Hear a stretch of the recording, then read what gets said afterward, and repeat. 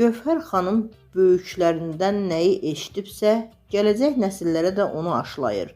Bu, hər bir normal vətəndaşın borcudur. Xına, toy, nişan, ad günü mərasimləri aparan şəxslərin özəl həyatı və əqidəsi heç kimə maraqlı deyil. Peşəkar olsun yetər. Lakin xınada özəllik ondan ibarətdir ki, xınanı yaxanda xeyir-dua verirsən.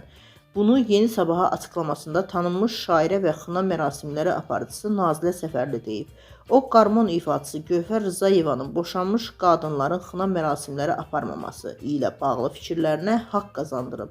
Əgər sənin başın bütöv deyilsə, ailə sarıdan yarımamısansa, bu sənin günahın deyil. Amma insanların istəsək də, istəməsək də inancları var. Onlar inanırlar ki, dul 2 dəfə ərə getmiş, övlad itirmiş və ya sonsuz bir qadın gəlinin əlinə xına yaxanda onun yaşadıkları onların da övladlarının başına gələ bilər. Bütün bunlar toy sahibələrinin öz fikirləridir. Orada xoşbəxt qadınlar da var. Var axı. Kim öz övladına arzu edər ki, onun əri öldü, mənim balamın da əri ölsün. Əksinə, hamı deyir ki, filankəs necə bəxtəvərdir, mənim övladlarım da elə olsun. Biz yaxşı niyyətə kökləndiyimiz üçün Gövhər xanımın da sözlərində həqiqət var, lakin bunun aparıcılıqla əlaqəsi yoxdur. Şairə bildirib ki, valideyn xeyir duası ilə evlənməyən xanımlar toy sahiblərinə də hansısa nəsiyyəti verə bilməzlər. 30 ildir evliyəm, mənim ailəm, 2 hörmətli, izzətli balam, bir nəvəm var. Qaynanamın da qulluğunda dururam. Bu söhbətlər mənə aid deyil. Kimə aiddirsə, o da dərhal çıxdı ortaya. Aparıcı aparıcılığını etsin. Pul alıb xına təşkil edirik. Heç vaxt ər qulluğunda durmayan qadın gedib toy sahibinə deyə bilməz ki, bala ərinə qulluq elə.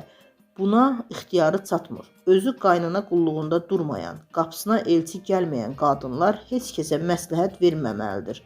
Yarımamaq başqa şeydir. Bilirsən ki, telli duvaqlı gəlin getməmisən. Sənə hörmət qoymayıblarsa belə, başqasının qızına xeyir-dua verə bilməzsən. Anan alnından öpüb xeyir-dua verməyib, atan çıraq başında fırlatmayıb, belinə qırmızı lent bağlayıb, qapından çıxartmayıblar. Qoşulub kiməsə getmisənsə, başqasının qızına abır dərsi verə bilməzsən. Nazilə Səfərli xınanı xoşbəxt qadınlar yaxmalıdır fikrini dəstəkləyib.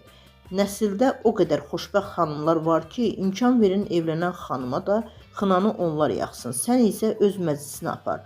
Bu işə qazanmaq üçün gəlmisənsə, icazə ver xoşbəxt analar gənclərə xeyir-dua versinlər. Elə xına aparıcısı tanıyıram ki, viskini içib gəlin üçün Qurani Kərimdən Fələq və Nas surələrini oxuyub. Ortalığa çıxmağa cəsarəti yox imiş deyə belə bir şey edib. Qısası Gövhər xanım xaxlıdır.